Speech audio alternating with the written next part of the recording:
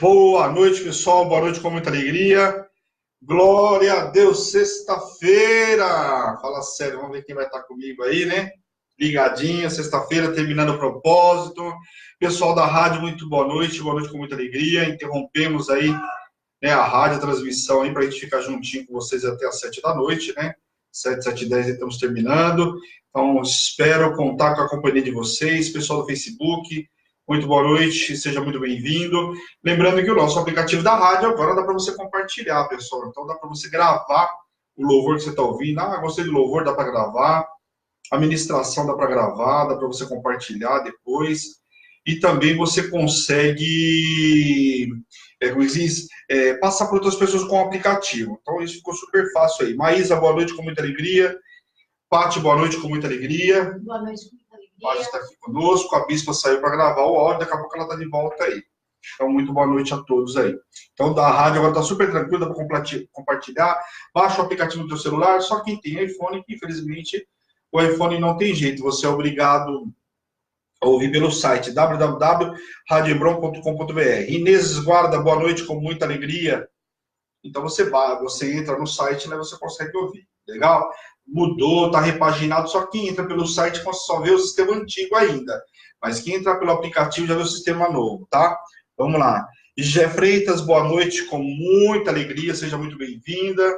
Pessoal, vamos conectando aí, a Bispa tá gravando o áudio, daqui a pouco quem tá no grupo aí, né, no propósito, vai receber também o áudio aí do propósito do Salmo. Hoje nós encerramos propósito do Salmo, pessoal.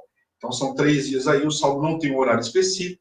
O que a Bispa dá de determinação é que você ouça de manhã, antes de sair de casa, né, o primeiro áudio, que eu que estou gravando, né, então vocês vão me ouvir logo pela manhã. Ao meio-dia gravamos, né, a Bispa tem gravado um monte, hoje eu gravei, né, a Bispa não está bem, vocês viram que ela fez uma cirurgia, né, então eu que gravei também no meio-dia, mas ela está gravando agora às 18 horas, já está bem melhor, um pouco de dor ainda, né, mexer, tomar anestesia na boca não é fácil. Então, assim, nós estamos encerrando agora às 18. Então, ou do meio-dia, você tem aí a parte da tarde inteirinha para ouvir, ouve na hora do almoço, enfim. E à noite, você vai ouvir o salmo antes de dormir. A pessoa fala, ouve antes de dormir, aí você já medita no salmo, vai orando, faz como eu oro no chuveiro, eu oro na hora de dormir. Eu sempre oro no chuveiro também, por quê? Porque à noite, na hora de dormir, às vezes acontece de deixar o Senhor, né, me esperando, aí começo a falar e acabo dormindo. Então eu já oro antes, né? Logicamente a gente ora o dia inteiro aí, né? Não tem nem como estar na programação, a gente está o dia inteiro no ar aí, né? Ontem nós não tivemos o Prefiro Crer, pessoal, por conta da Bispa, né? Ela saiu pela manhã, logo depois do programa. Glória a Deus pela vida dela, que o Senhor, né? O Senhor conseguiu, não, o Senhor colocou ela de pé para fazer o programa ontem. Ela estava muito mal, né? Com as dores aí. Então, depois vocês viram que ela não conseguiu fazer o programa na parte da tarde, fez a cirurgia e ficou imóvel, não podia estar falando ontem. E a gente até estranha, né? Porque conhece a Bispa, sabe que ela fala tanto quanto eu, fala pelos cotovelos, né? E ontem ela não podia estar falando aí, né? Por ter orientação médica, né? E pelo fato dela estar com ponto, né? Então vai ficar com os pontos aí até a semana que vem. Amém? Então, a Bispa ontem, todos os áudios do pessoal que pediu para ela, fui eu que gravei aí, pessoal de dízimo, de oferta, então glória a Deus aí, mas hoje a Bispa já está, ó, no ar aí. Ela vai gravar agora às 18 horas, acabando aí, né, quem for ouvir, liga aí, que eu estou esperando vocês, amém, pessoal? Legal, lembrando, outro detalhe, esse final de semana, só os recados aí, aproveitar, esse final de semana começa o propósito das crianças. A Bispa já mandou o link para alguns pais, né, já mandou, né, Paty? Você que mandou, né? Já mandou o link para quem tem as crianças que vão participar. Quem não recebeu o link, chama no WhatsApp da igreja, ou chama no meu aí, quem tem o meu particular, não tem problema nenhum. Pode chamar aí, que aí ou eu, a Bispa, até mesmo a parte passa para vocês aí, a mãe.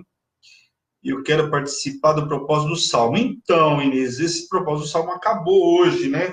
Então, mas a semana que vem, mês novo, começa a propósito de novo. Então, fica ligadinho na programação nossa, porque no mês de julho tem bastante coisa para acontecer, nós temos muitos eventos no mês de julho, então, em especial, a gente deve anunciar até antes do mês de julho para todo mundo, porque muitas vezes o Senhor vai fazer algumas alterações. Então, normalmente a gente vai falando sobre o acontecimento da semana seguinte. Mas no mês de julho tem muita coisa, então a Bispa deve antecipar aí para vocês aí, que a gente quer fazer arraial, então tem muita coisa aí no mês de julho. Então, a semana que vem a Bispa vai passando a programação para vocês. Então, Inês, fica sempre entrando no Facebook, na página da Hebron, nós vamos colocando informação lá. Quarta-feira começa um propósito. Normalmente os propósitos têm que começar de quarta-feira. Esses de 3 dias, quarta, quinta e sexta. Propósito do Salmo, da família e também o propósito da vida financeira. Então, normalmente ele tem sido 3 dias, quarta, quinta e sexta. Por quê? No final de semana, isso foi orientação do Senhor também, né? Porque no final de semana o pessoal esquece, dorme, é um problema, né? O pessoal sai e os propósitos vão ficando. O único propósito que tem atravessado o final de semana é o propósito do relógio de oração.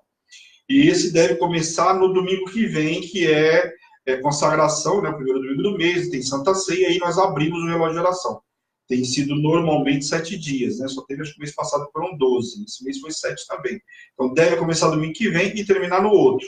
Ok? Quer dizer, de domingo para segunda começa e termina no outro domingo. Então fica ligadinho aí, você vai entrando em contato com a gente. E quem tiver filho que vai participar, então, do relógio de oração infantil, que começa amanhã, que não recebeu o link, chama aí, tá bom? Glória a Deus pela vida da nossa bispa, é isso aí, mas a glória a Deus que o Senhor tem capacitado ela já está firme e forte aí, né? Vai voltando um pouco mais. Hoje você vê no programa eu orei, porque a gente sabe que o tom dela de voz vai lá em cima, né? Então, ela não conseguiu orar, eu estava orando hoje, depois do programa. Mas eu creio que amanhã, segunda-feira, ela já vai estar domingo, né? Tem culto, ela vai estar aí firme e forte. Amém, pessoal? Então, recados dados aí. Não esqueça do relógio infantil. Foi grande bênção. E esse final de semana a bispa estava anunciando, eu não ouvi agora ao certinho. Mas ao certo, mas acho que é às 16 horas, né, Paty? É isso, né? 16 horas vai ser o relógio infantil, né? Acho que é 16 horas, se não me engano, tanto no sábado quanto no domingo. Por quê? Porque tem muitas igrejas que tem culto no final do dia. Principalmente o pessoal fora de São Paulo, é isso mesmo, né? O pessoal tem culto de domingo. Então, o mês passado, quando teve o relógio, tinha gente que estava indo para o culto, aí, o pessoal que é de outra igreja, participa conosco. Então, no sábado foi bênção, mas no domingo teve essa dificuldade com a questão do horário. Então, tá aí, ó, a Paty já confirmou, vai ser às 16 horas então. Então, fica ligadinho aí. Eu recebi o link até amanhã cedo. A bispa, aliás, já pode até avisar, porque a bispa já mandou o link.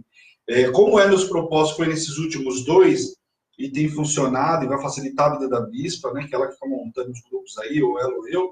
Normalmente ela que monta os grupos, porque ela tem todos os contatos. O que acontece? Agora é com o link. Você recebeu o link da lista de transmissão, né, que a bispa faz, você clicou lá, você já está no grupo, tá bom? Super tranquilo aí. Legal, pessoal? Vamos lá, então. Vamos orar para a gente pegar aí o livro de Levítico. Nós começamos na quarta-feira. Hoje devemos aí capítulo 5, 6, 7 e 8, se tudo der certo. A gente vai ler até o capítulo 8 aí. E aí vamos ver o livro tem 27 capítulos, então a gente deve terminar aí ainda no meio do mês de julho, e talvez a gente consiga terminar também números no mês de julho, tá? Então, agosto, livro novo, mas agora esse mês a gente vai conseguir, provavelmente 2 livros a gente vai conseguir ler com vocês. Legal, pessoal? Amém? Vamos orar então em nome de Jesus, mas já vai abrindo a sua Bíblia aí no capítulo 5 de Levíticos, amém? Senhor, meu Deus e meu Pai, nós te louvamos, te glorificamos, Pai, por esse dia abençoado que o Senhor nos preparou.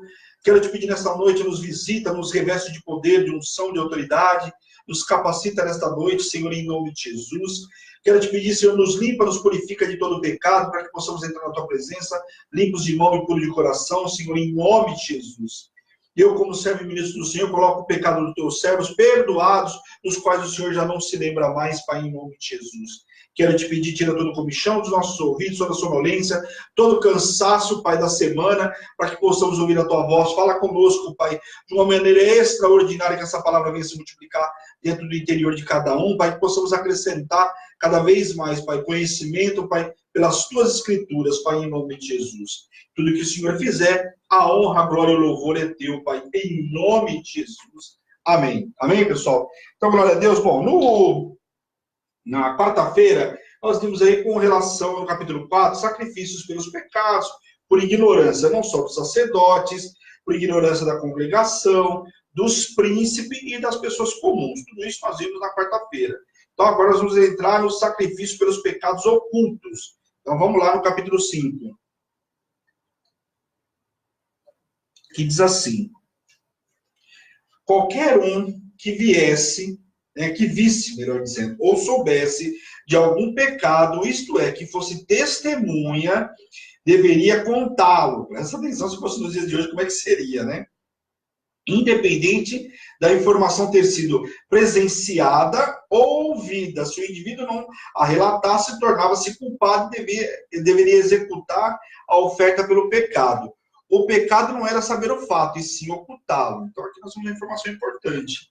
Naquela época, você ouviu que o camarada pecou, você tinha que informar. Então, não era, mas eu não fui o pecador. Mas se você ouviu e omitiu, então você era tão culpado quanto ele. Então, imagine se fosse nos dias de hoje, alguém relatando o pecado do outro irmão. Então, imaginou comigo ia ficar a igreja? Olha, pastor, eu vi fulano, eu vi ciclano. Aliás, o povo hoje ainda faz isso, só que na verdade, só para poder falar do irmão ao lado, né?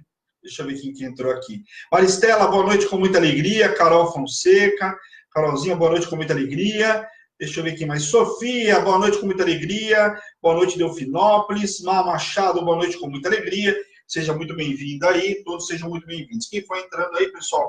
Boa noite. A Paty vai colocar boa noite para vocês aí. Eu não consigo depois acompanhar, tá bom? Então, quem entrou aí, glória a Deus, aí vai compartilhando para que esse estudo possa chegar a todos que precisam. Amém?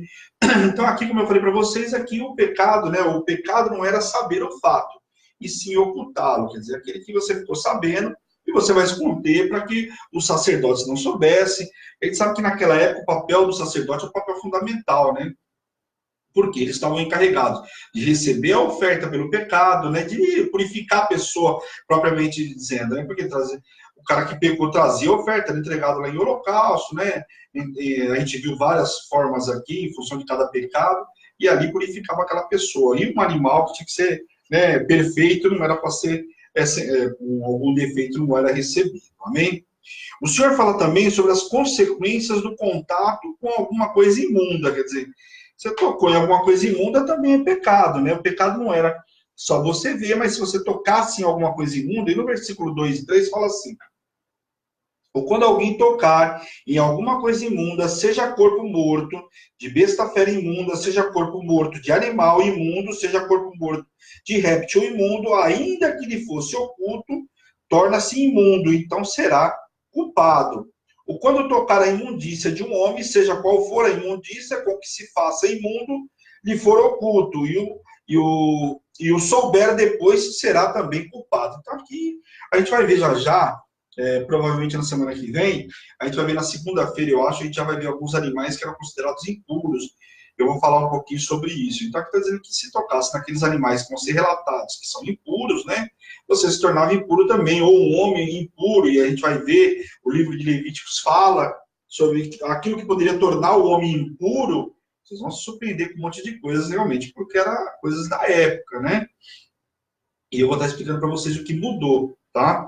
Então, assim, a gente vai ver que essas coisas impuras, se você tocasse, você se tornava impuro também, né? Então, o senhor fala grandemente, ainda que ele fosse oculto o ato, ou seja, mesmo que a pessoa, a princípio, não notasse que havia tocado na carcaça do animal morto, ou só se lembrasse disso, né? Ou não tocasse que havia tocado na carcaça morta, ou se lembrasse disso depois que o fizera, seria considerado imunda e culpado. Então, aí você, eu lembrei depois, ou coisa e tal, quer dizer, tocou na carcaça, você é considerado imundo, tinha que se purificar. Todas as vezes que ia se purificar, se apresentava diante do sacerdote. Nesse caso, a oferta pelo pecado deveria ser levada ao sacerdote. Então, você cometeu o pecado, tocou aquilo que era impuro, tinha que se apresentar diante do Senhor, ou seja, através do sacerdote. Viu alguma coisa? Se apresenta diante do Senhor, se apresenta diante do sacerdote. Os antigos israelitas não sabiam nada sobre microbiologia, evidentemente, para aquela época, né? Mas Deus, que sabe tudo, deu-lhes leis que preveniam as doenças e distinguiam-nos um dos outros povos. Então, na verdade, aquilo que hoje tem, né, por ciência, naquela época não tinha, então só o Senhor para prevenir certas doenças para o povo. Então, a gente vai ver que muitas coisas que eram imundícies, que era proibido, tinham. Por quê? Porque aquilo ia trazer contaminação para os povos, e a gente vai ver nos animais, inclusive, né? Também seria tido como culpado aquele que, temariamente, tomado por grande emoção ou sem medir as consequências, jurasse fazer mal ou fazer até mesmo para o bem, né? Ainda que você jure para fazer mal, mas na intenção de fazer o bem, era considerado. Se o indivíduo fizesse um voto com intenção boa ou má, ainda que impensado ou imprudente, precisaria lançar mão da oferta pelo pecado. Então, antes de você jurar qualquer coisa, você tinha que pensar muito bem, porque aquilo você poderia te gerar um pecado e você tem que entregar uma oferta. E a gente sabe que naquela época, uma oferta que custa, no povo era o quê? Entregar um gado. Você imagina o cara manada lá, pegou 4, 5 vezes, tem que entregar um gado lá, que ele vai diminuindo aquilo que ele tinha de patrimônio. O que um camarada tinha de patrimônio naquela época? E eu falei para vocês isso essa semana. Era o gado, mas não tinha outra coisa. Dizer, o ouro não tinha que negociar, e boa parte do ouro a gente viu que foi usado para a construção do tabernáculo. Até alguns motivos, muito possivelmente porque o Senhor determinou que os egípcios entregassem isso para o povo hebreu. Construção do tabernáculo e coisa e tal. Ainda que se ficasse, né, o maior bem que eles tinham, e falado na Bíblia por muitas vezes, e eu estava até ministrando esses dias, no Salmo 144, nós estamos no propósito, Davi fala sobre isso, né? Fala sobre o gado, se multiplicassem os gados, se fizesse. Por quê? Aquilo era o patrimônio que o cara tinha, né? O cara não tinha outro patrimônio no meio do deserto, com uma tenda, o cara tinha. O patrimônio que ele tinha era, logicamente, o gado, né? Então, no entanto, quando ele soubesse, depois ele seria levado perante ao Senhor, e a oferta que expiaria o seu pecado. Ele entregaria essa oferta para limpar ele de todo esse pecado. Vamos lá, capítulo 5, versículos 5 e 6. Vamos ver o que diz aqui. Diz assim: será, pois, que sendo culpado numa destas coisas, confessará aquilo que pecou. Com sua oferta pela culpa, pelo pecado que cometeu, trará ele ao Senhor do gado miúdo, uma cordeira, uma cabrita, como oferta pelo pecado. Assim, o sacerdote por ele fará expiação do seu pecado. Então, o cara pecou, ele vai trazer lá um cabrito, ou uma cordeira, ou uma cabrita. Aliás, aqui é uma das horas que a gente vem falando do sexo feminino, né? A fêmea, propriamente dizendo, porque normalmente é falado sobre o macho. Então, mas tem um porquê aí. Era preciso entender que tais pecados deveriam ser o quê? Levados a sério. Todos eles precisavam ser expiados, ou seja, ser feita uma reconciliação com o Senhor. Você entrega a oferta, pede, é como se estivesse entregando a oferta, pedindo perdão e prometendo que não ia pecar mais. E ali, através dessa oferta, fazer-se uma reconciliação. Por isso usa esse termo de expiação. No entanto, antes disso, o adorador tinha de reconhecer o pecado. Então, chega lá na frente do sacerdote e fala, ó, eu reconheço, realmente eu pequei, está aqui. Até porque o cara chegou a oferta lá, né, meu? Você já sabe que o cara contou alguma coisa. Imagina se fosse nos dias de hoje, aí, dona Fifi na janela lá falando do fulano. Olha lá, você não sabe o que eu me passando aí para entregar a oferta. Alguma coisa ele aprontou. Já imaginou nos dias de hoje? Como que seria? Ah, Paty, fala aí. Ia ser punk, né? Pensa jeito que o povo é fofoqueiro hoje, você sai de manhã, pensa que o cara sai de manhã. Sabe de tudo, controla tudo, né? Então ele tinha que confessar o seu pecado. Confessá-lo e arrepender-se, visto que a cerimônia de sacrifício não tinha efeito automático. Então o cara tinha que fazer o quê? Se arrepender, é o mínimo, né? O cara pecou, vai entregar a oferta e mostrar fruto de arrependimento. Como Davi, que quando pecou, mostrou o fruto de arrependimento. O que fez a diferença na vida de Davi?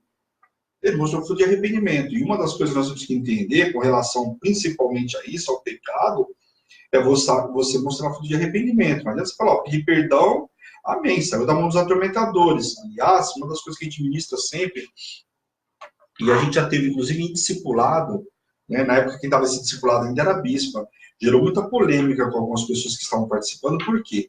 Falou assim, mas você tem que liberar perdão. Mas o perdão, até quando a gente vai fazer cura, a gente vê muito disso. Eu falo, não vou liberar perdão, porque eu não consigo esquecer o que a pessoa me fez, porque não sei o quê. Bom, primeiro que a palavra de Deus é o seguinte, perdão é ordenância, não é sentimento. Ele não fala de sentimento. Então não é para você liberar perdão quando eu não sentir mais nada no coração, eu vou liberar perdão. Não é nada disso. É ordenança, o Senhor manda você liberar. E quando você libera, você sai da mão dos atormentadores. Mas o cara não me liberou perdão lá, eu pedi perdão para ele, não me perdoou. O problema é dele, fica aí na mão dos atormentadores. A sua parte você fez. Então, lembrando que nós saímos da mão dos atormentadores quando nós liberamos perdão e quando pedimos perdão. Então, uma das orações que eu sempre faço, principalmente no relógio de oração, eu cravo muito isso, eu peço perdão e libero perdão daqueles que de repente eu ofendi, que não sei, machucou, algum problema assim, eu libero perdão também. Nós precisamos sair da mão dos atormentadores. Vocês não têm noção do que é ficar na mão do atormentador. Né? Então, em nome de Jesus aí, libera perdão, confessa o pecado, libera perdão, enfim.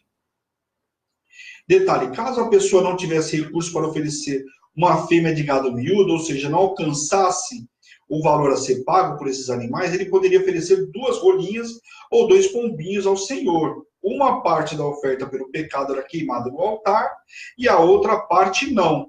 Assim, o adorador que levasse as rolinhas ou os pombinhos teria de se levar 2 pássaros para completar essas etapas. Então, o cara não tinha condições, não tinha o gado, o cara tinha que levar 2 pássaros lá. Não sei porque ele ia caçar lá com o bodoque, né, como chamam aí, estilingue, enfim, mas ele tinha que entregar lá uma oferta. Então, até para quem não tinha muitas condições, o senhor já tinha dado uma possibilidade aí. Imagina o camarada está fazendo, estou caçando 2 rolinhos para se entregar lá, porque eu andei aprontando aí, né? Fala sério.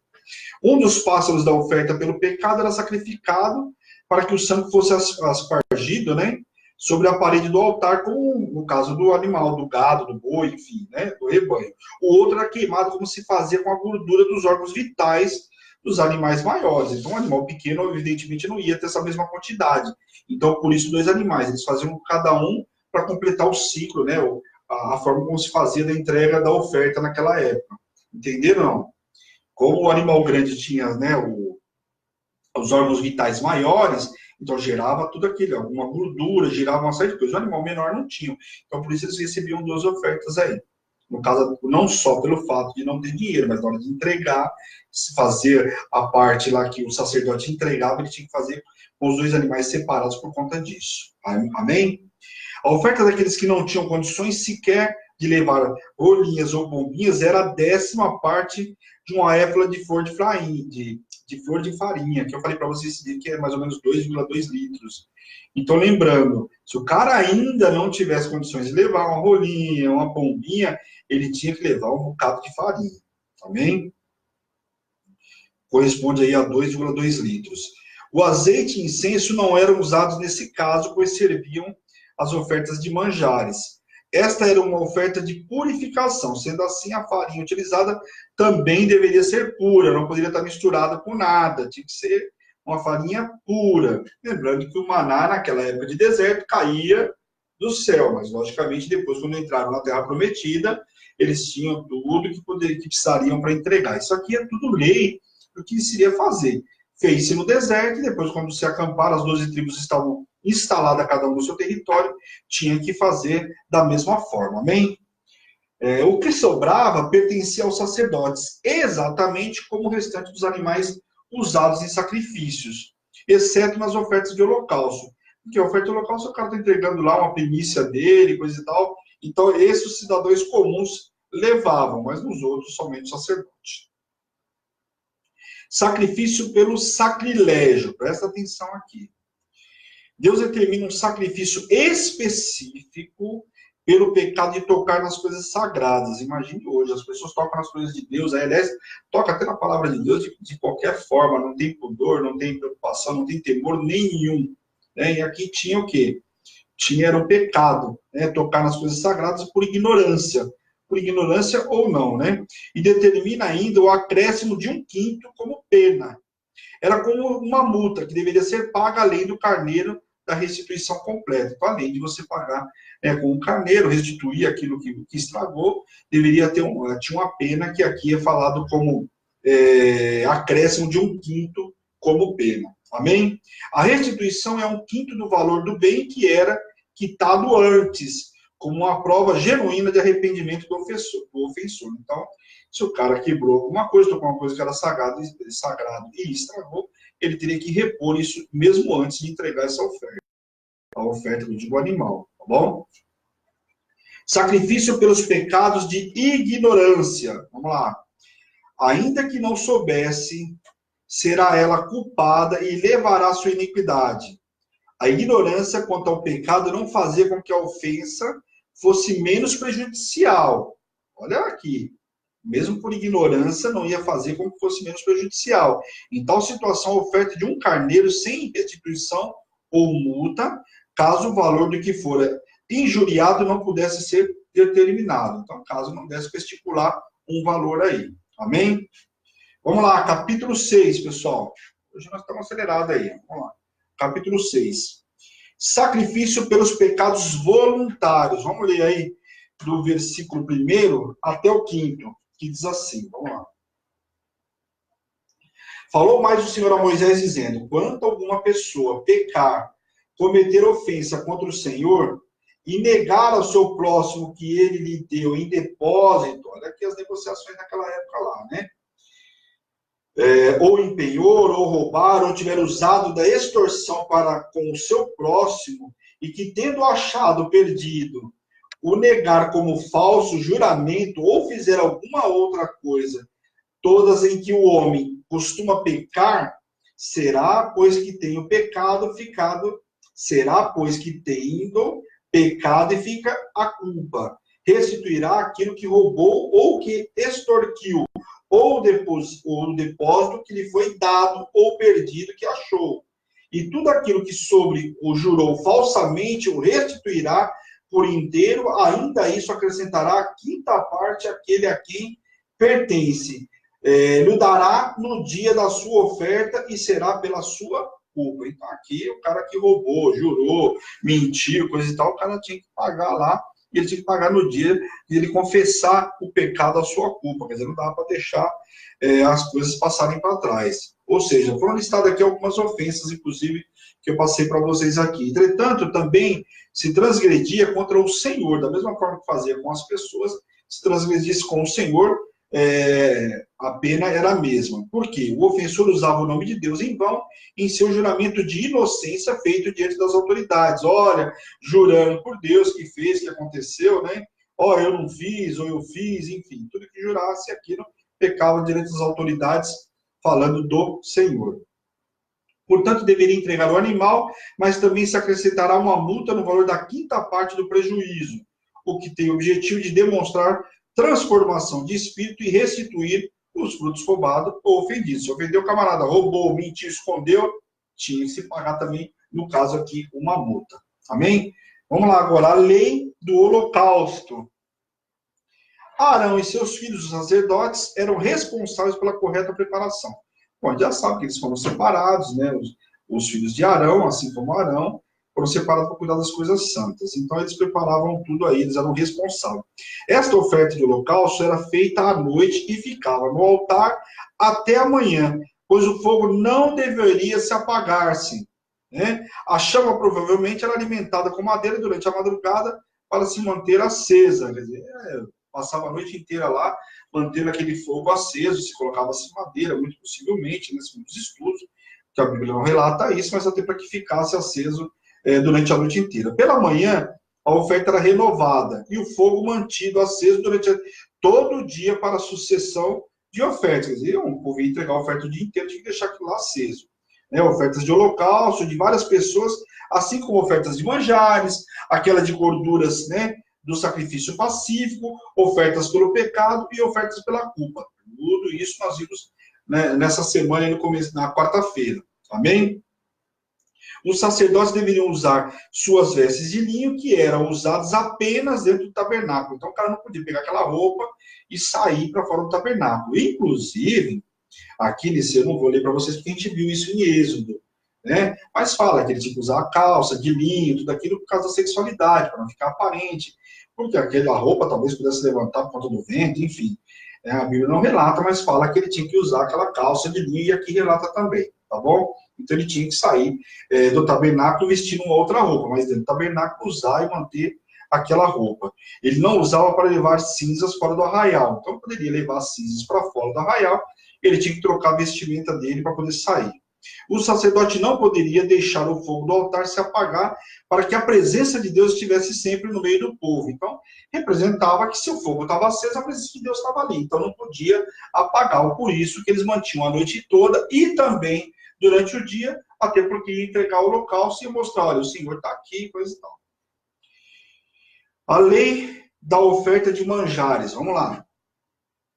Todo varão entre os filhos de Arão comerá da oferta de manjares, pois apenas aqueles que foram feitos santos, consagrados a Deus, podiam tocar ou usar porções sacrificiais, né, reservadas, como afirmava o estatuto. Lembra do estatuto que nós vimos também, não só em Êxodo, eu falei um pouquinho na quarta-feira?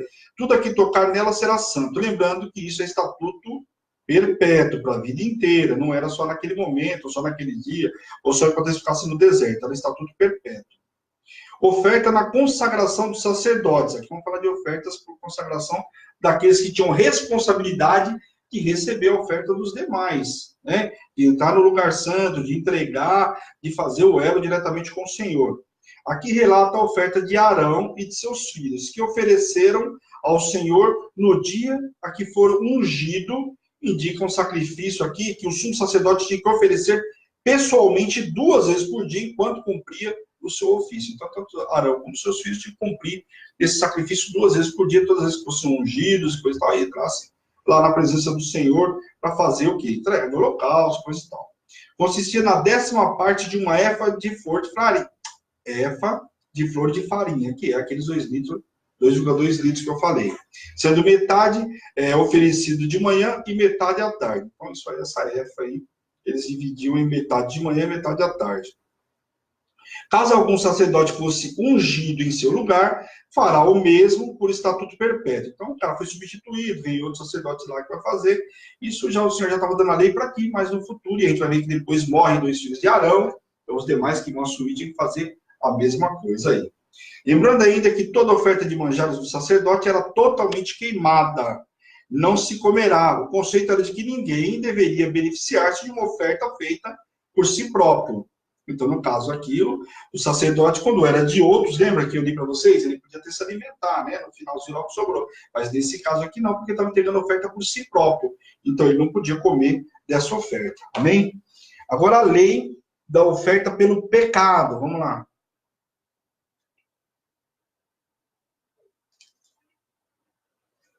O sangue da oferta pelo pecado servia para a expiação daquele que levava a oferta. Como tal, era sagrado e tinha propósito específico e santo. O sangue só podia ser lavado da veste no lugar santo, quer dizer, não podia ser lavado fora, somente no lugar santo, né?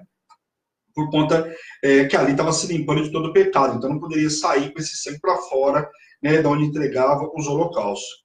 A quebra do vaso de barro, usado como uma espécie de panela naquela época, é um contraste de sobremaneira com a limpeza do vaso de cobre. Por quê? O possível motivo que a gente vê nos estudos para tal é que as reentrâncias de barro permitiam que se alojassem resíduos que foram cozidos naquela panela de barro. E mesmo lavado e esfregado, essas íntimas sobras não podiam ser removidas completamente. Então, por isso que eles determinavam que aquilo fosse quebrado e eliminado. Por quê? Porque depois, mesmo que lavasse, algumas coisas ficariam resíduos ficariam no meio do barro lá. E quem já viu panela de barro sabe do que eu estou falando, né? Não tem nenhuma novidade aí, né? Amém? Capítulo 7, pessoal, vamos lá. Hoje nós estamos aí. A lei da oferta pela culpa. Vamos lá. Vamos ler o versículo 1 e 2 aí, o que diz. Diz assim: esta é a lei da oferta pela culpa, coisa santíssima. No lugar onde imolam o holocausto, imolará a oferta pela culpa, e o seu sangue se aspergirá sobre o altar em redor. Vamos entender isso aí. A queima da gordura era feita da mesma forma que a queima do sacrifício pacífico, como nós vimos. A gordura era considerada a melhor parte da carne, sendo assim, não podia ser comida pelo adorador ou pelo sacerdote, porque tinha que entregar para Deus aquilo que era o melhor. Amém? Em vez disso, tinha de ser oferecida ao Senhor. Por quê? Porque era o melhor, então o melhor você vai entregar para Deus, não vai ser comido pelo sacerdote ou qualquer uma outra pessoa. O couro era a única parte da oferta de holocausto que não era queimada. Então tudo era queimado, porém o couro não era queimado. Os sacerdotes que executavam o sacrifício o recebia como se fosse parte de um salário, e cada oferta de manjares entregue pelos israelitas era assada ou cozida, pertencia ao próprio sacerdote que a ofereceu. Então aquele sacerdote que pegou e ofereceu, ele tinha direito, ela seja assada ou cozida, como diz a palavra aqui, ele poderia se apropriar. Agora, toda oferta de manjares amassada com o azeite ou seca será de todos os filhos de Arão, tanto de um como de outro. Se forem secas, aí poderiam ser utilizadas, seriam dos filhos de Arão, as demais de Arão. Tinha distinção aqui de quem, né? Vou derramar maior aí. A lei das ofertas pacíficas, vamos lá. O Senhor dá instruções aos sacerdotes a respeito dos sacrifícios pacíficos, dos quais 3 tipos eram realizados. Vamos lá. Primeiro, de agradecimento, né? Então, uma confissão da dependência de Deus, da graça e da misericórdia divina, feita pelo homem em um louvor a Deus, ao Deus vivo. Então, ele entregava a primeira de agradecimento aí. Segunda, de cumprimento de um voto, eu prometi, fiz um compromisso com o Senhor, eu vou entregar aqui o meu voto. E quem entrega dízimo não, mas quem entrega oferta sabe do que eu estou falando. O cara entrega oferta lá e vem cumprir um voto que ele fez com o Senhor. Eu vou proibir ser um valente de Davi, enfim, entregar uma oferta extraordinária, o cara está entregando o voto dele. E o terceiro, de vontade própria voluntária. Eu quero entregar, não fiz um compromisso nenhum com o Senhor, mas eu quero entregar uma oferta voluntária. Então, ele tinha essa forma lá de entregar essa oferta voluntária. Hoje em dia, é difícil. Oferta voluntária, eu confesso que a gente, pelo menos na Hebrew, é mais difícil ver, né? Por quê? Porque as pessoas já estão acostumadas com o valente de Davi. Então, às vezes, as pessoas não têm nem compromisso com o valente de Davi, imagina entregar uma oferta voluntária. Mas a gente tem também a oferta da restituição aí, que tem feito um grande mover na vida das pessoas aí. Aqui nós vamos ver algumas ofertas no capítulo do 7, do versículo 12 ao 15. Eu vou citar algumas ofertas para vocês aí, tá bom? Vamos lá, do 12 até o 15, que diz assim. Vamos lá. Se fizer por ação de graças, com a oferta de ação de graças, trará bolos asmos, amassados com azeite, obreiras, asmas untadas com azeite e bolos de flor de farinha, bem amassados com azeite. Com os bolos trará por sua oferta pão levedado, com o sacrifício de sua oferta pacífica por ação de graças. E toda oferta trará um bolo por oferta ao Senhor, que será do sacerdote que há aspergir o sangue da oferta pacífica. Mas a carne do sacrifício de ação de graças, da sua oferta pacífica, se comerá no dia do seu oferecimento, nada se deixará dela até amanhã, até o dia seguinte. Então aqui eu citei para vocês algumas das ofertas que é pedido aqui com relação às ofertas pacíficas, né? Apresenta-se a oferta diante do Senhor como um reconhecimento que ele, né, que era ele quem dava todas as bênçãos e benefícios. Então aqui uma oferta de gratidão mesmo. O camarada sabe que se ele está entregando porque o gado dele aumentou, se ele está entregando bolo porque o Senhor tem abençoado a plantação dele, a colheita dele, essa é a determinação com relação à lei. Quando o adorador levava a oferta pacífica de gratidão ao tabernáculo, demonstrava que sua confiança na provisão divina para o dia seguinte. Quer dizer, o cara entregava porque ele sabia que no dia seguinte Deus ia prover para ele. Isso é uma coisa que só quem tem uma aliança com o Senhor, confia no Senhor, anda em fé, né, crê realmente para poder fazer isso aqui, saber que o Senhor vai te suprir no dia seguinte. Isso é uma coisa que nós temos ministrado muito sobre isso. Nós vamos aprender a andar na dependência do Senhor. Depender de homens é difícil, depender de situações mais ainda, mas depender do Senhor é tranquilo. No primeiro momento parece algo impossível ou difícil, mas quando você se coloca diante da vontade de Deus, começa a viver e aprender a depender do Senhor, você vai ver que não falta nada. Ah, mas eu não tenho, mas no outro dia você vai ver o suprimento lá. Aquilo que você precisava, o Senhor vai te suprir. É diferente daquele camarada que ele sabe que tem um compromisso amanhã, ele está desesperado, que não sabe o que ele vai fazer. Aquele que depende do Senhor, sabe que o Senhor é fiel e justo para cumprir, que amanhã, meados lá dentro do horário do pagamento, o Senhor vai prover, vai dar algum jeito. Esse é aquele que aprende a depender do Senhor. E eu já fui experimentado muito nisso, posso falar por experiência. Hoje eu aprendi a depender do Senhor. Não sei o que eu vou ter amanhã, mas amanhã eu tenho dinheiro. Eu posso falar para o Senhor, eu não tenho dinheiro. Amanhã você fala, mas você falou que não tinha dinheiro? Não tinha ontem, hoje já deu um novo dia. O Senhor vai criar um novo dia. Aliás, né, o dia de amanhã o Senhor nem criou. As misericórdias dele se renovam toda meia-noite. Aí no dia seguinte ele cria um dia novinho para você. E nós, né, seres humanos, né, falhos, como somos muitas vezes, estamos preocupados com o dia de amanhã, sendo que o dia nem foi criado ainda, né? Nós já ficamos sem dormir, já ficamos nervosos, porque isso, porque aquilo, criamos, fantasiamos, e aí vai, né? Enfim. Detalhe, a carne do animal dado como oferta tinha de ser ingerida no dia do seu oferecimento. Como eu falei para vocês, não dá para deixar para o dia seguinte. O cara que vai comer essa oferta, que sobrou, enfim, tinha que ser feito naquele mesmo dia, não era para ser consumido no dia seguinte. Amém? Vamos ler lá do versículo 17 ao 18. Vamos ver o que diz aí. Porém, o que ainda restar da carne do sacrifício ao terceiro dia será queimado. Se da carne do seu sacrifício passa você comer ao terceiro dia, aquele que ofereceu não será aceito, nem lhe será atribuído o sacrifício. Pois abominável será, e a pessoa que dele comer levará a sua iniquidade. Então, se o camarada comer depois do terceiro dia, comida, teoricamente, não tinha geladeira naquela época, né? Depois de todo o preparo, vai ser uma comida podre. O cara comeu, quer dizer, o pecado dele não foi absolvido, não foi nada, pelo contrário, ainda vai levar a iniquidade. Ou seja, o pecado, iniquidade é aquele que você já sabe e permanece no pecado, quer dizer, tido aqui como iniquidade. Quer dizer, você sabe e você fez de propósito. Então, presta atenção aqui como que era, né? Portanto, as sobras desses tipos de ofertas podiam ser comidas no dia seguinte, sem pôr em risco a pureza do tabernáculo.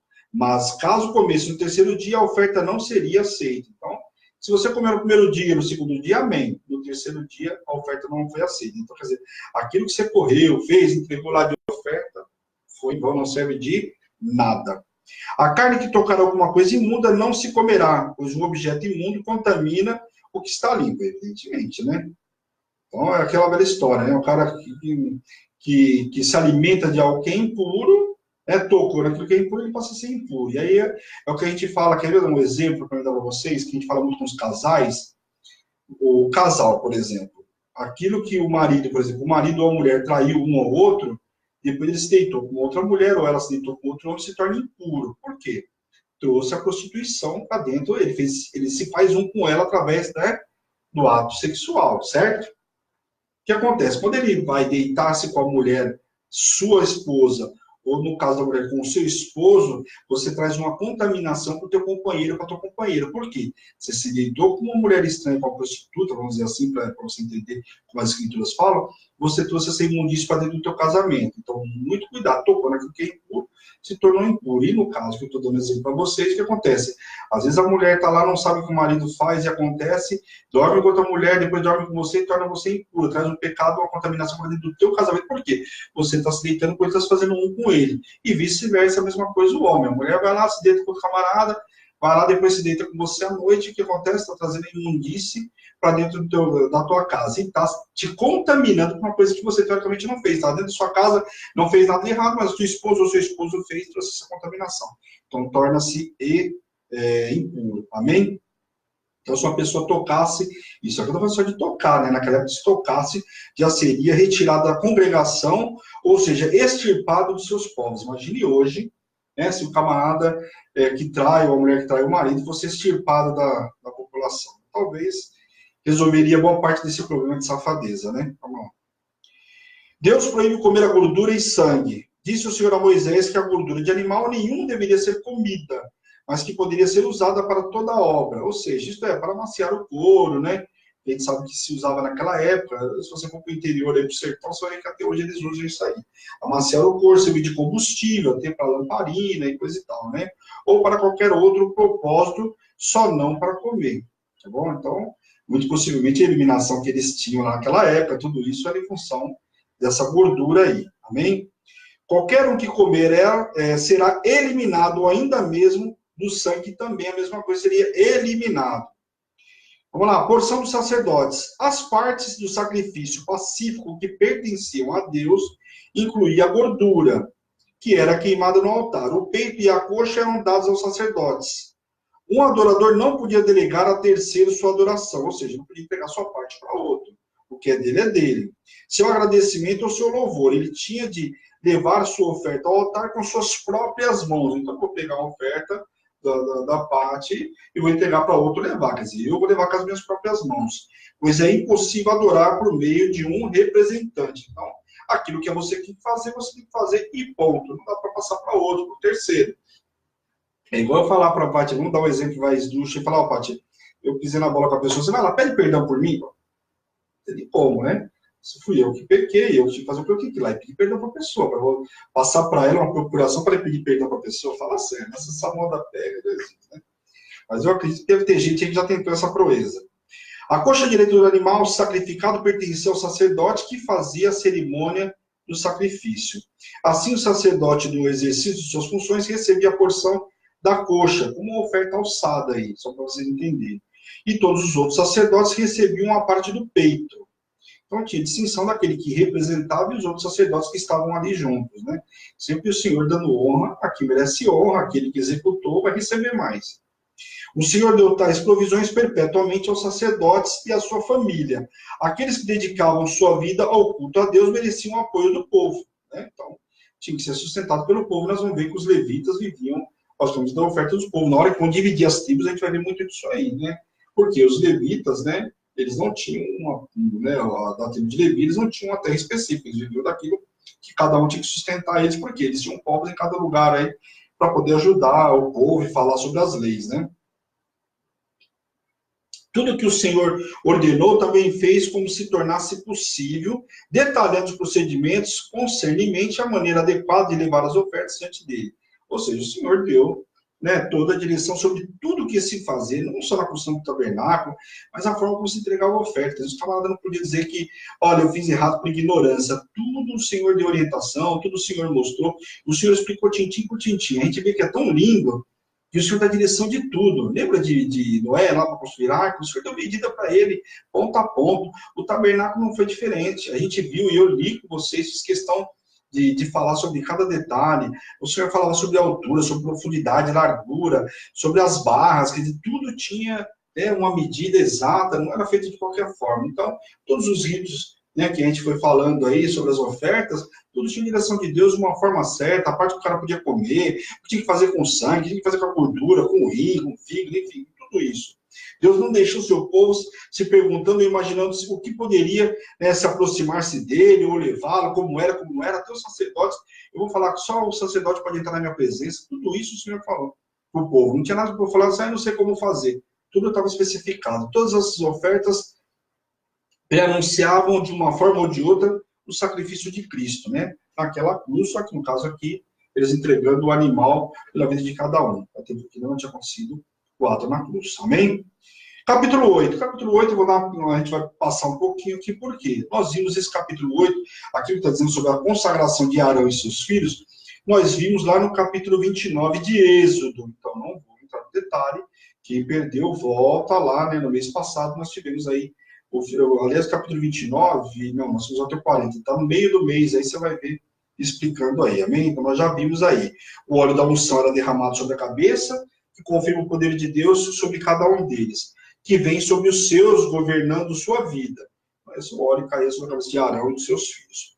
Sobre os sacerdotes está o óleo, o poder do Espírito que age em sua vida e será derramado sobre o povo. Então, falando sobre o resumo do que foi falado lá em Êxodo 29. Também está o sangue e a redenção dos pecados em Jesus Cristo, o ponto central de seu sacerdócio. Amém? Vamos ler só o versículo 35 aqui. Vamos ver o que diz aqui, para a gente finalizar aí hoje. Então, a boa parte, nós já falamos aí com vocês sobre isso. Ficareis, pois, à porta da tenda da congregação dia e noite, por 7 dias, e observareis as prescrições do Senhor, para que não morrais, porque assim me foi ordenado. Então, tinha uma determinação aqui por 7 dias, né, para ficar na porta da tenda lá. Servir como sacerdote ao Senhor na terra é o maior privilégio. Aqui os sacerdotes tinham algumas funções específicas, mas uma coisa que eu quero que você entenda, que servir como sacerdote ao Senhor na terra é o maior privilégio que o homem pode ter, mas há um preço a ser pago, e eu digo para vocês, com certeza, porque eu sei que preço é esse, né? De exercer o sacerdote que caminha com a gente, ou começa a caminhar com a gente, sabe que não é um preço barato de se pagar. Os sacerdotes deviam se preparar, dedicando-se dia e noite na casa de Deus, observando todas as suas prescrições para não morrer. Quer dizer, o sacerdote tinha que, somente naquela época, o cara tinha que ver, para ele não entrar lá e morrer. Então ele tinha que se preparar, tinha que se santificar. E aqui a gente sabe, a parte daqui acompanha já com a gente, não vou falar disso, ela está aqui, mas assim, ela sabe o quanto eu estudo, o quanto eu me dedico, e a minha preocupação, o zelo com a obra de Deus. Naquela época, se o cara entrasse lá de qualquer forma, ele podia ser consumido. E nós vamos ver que os filhos de Arão entraram com fogo estranho lá e foram consumidos. E hoje, a minha responsabilidade, o que é nos dias de hoje? É uma palavra que a gente não ministra corretamente, uma pessoa que precisa de uma oração que a gente não ora, alguma coisa que a gente não faça, ou faça divergentemente do que está nas Escrituras, isso pode custar muito caro. Não me santificar, não me preparar, né, não falar aquilo que o Senhor determina que seja falado. Muitas vezes a gente fala algumas coisas em ministração, em aconselhamento, que as pessoas não querem ouvir, mas é necessário, é preciso. Nem sempre eu vou falar aquilo que você quer ouvir, mas eu vou falar aquilo que é necessário ouvir. E eu sempre, quando eu vou ministrar em culto, eu sempre falo, Senhor, entendimento, discernimento, fala aquilo que eu preciso ouvir, não aquilo que eu quero ouvir. A gente sempre quer ouvir algumas coisas do Senhor, né? A gente quer ouvir, só que é tranquilo. Mas quando precisa ser exortado, precisa ser chamado a atenção, né? A gente tem ministrado e ministrei esses dias aí no propósito do Salmo, falei sobre as bênçãos da obediência. Mas se você for pegar lá no Deuteronômio capítulo 28, Primeiro vem as bênçãos provenientes da obediência. Mas e a desobediência? O que traz? Traz dor. E aí você tem que falar para uma pessoa que, olha, você está vivendo essa dor aqui, por quê? Desobediência. Né? A desobediência ela traz dor. Por que traz dor? Porque você fica dando volta na montanha, porque dói, porque, né, custa na família. Então, a gente sabe que tem um preço muito mais, pode ser mais caro, mas é muito melhor, e eu tenho certeza para você que lá na frente você vai entender que saiu barato. No primeiro momento pode parecer caro, mas depois você vai ver que saiu barato, que é o quê? A obediência. Quando você ouve ao Senhor, faz tudo segundo a vontade do Senhor, não tem dor, não tem choro, não tem ranger de dentes. Agora, você faz as coisas da desobediência, parece que tudo está errado. Você vai comprar um negócio, não vai. Por quê? Porque você quer não ter comprado no mês passado. Você vai comprar isso aqui, você quer comprar outro diferente, o negócio quebra, não tem manutenção, perde, rouba, isso, aquilo. Então, vamos andar debaixo da obediência do Senhor. É tudo tão mais simples, tudo mais tranquilo, mas quando a gente aprende o quê? Andar na obediência. Então, o sacerdote tem um preço a ser pago. E aqui o sacerdote tinha um preço muito caro. Você vê, né, a Bíblia não relata porque que Nadab e Abiú, a forma, né, se sugere em várias situações, eu vou falar com vocês isso na segunda-feira, do porquê eles foram consumidos, mas assim, paixões carnais, quer dizer, fizeram alguma coisa na carne que não agradou, o Senhor entrou lá, não podia entrar de qualquer forma, fogo estranho, o Senhor consumiu eles imediatamente. Imagine se hoje nós fôssemos consumidos pelos nossos pecados imediatamente. Primeiro, a gente não estaria nem aqui. Então a gente precisa se limpar, se purificar. Só que hoje, muito se é cobrado do sacerdote, a purificação, sendo que nós somos ser humano igual a todos vocês.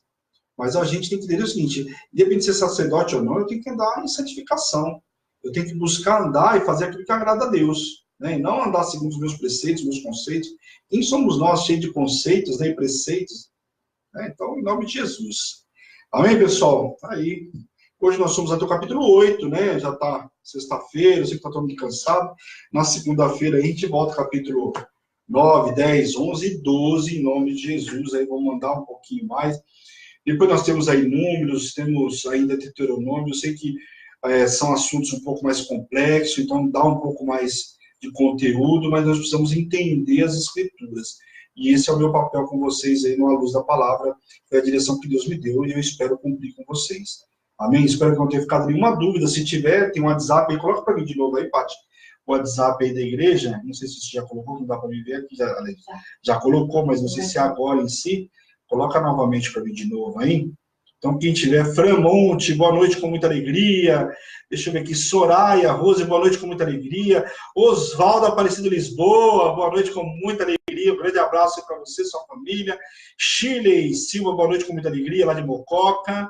Se não me falha a memória, Denise, deixa eu ver aqui, Denise Isabel, boa noite com muita alegria, Iuna, boa noite com muita alegria, lá de Araxá, Eliane dos Santos, boa noite com muita alegria, Nilson, boa noite com muita alegria, Mar Machado e os demais eu já falei aí, Inês Guarda, Sofia, Maísa, Carolzinha, a Pati, vamos lá.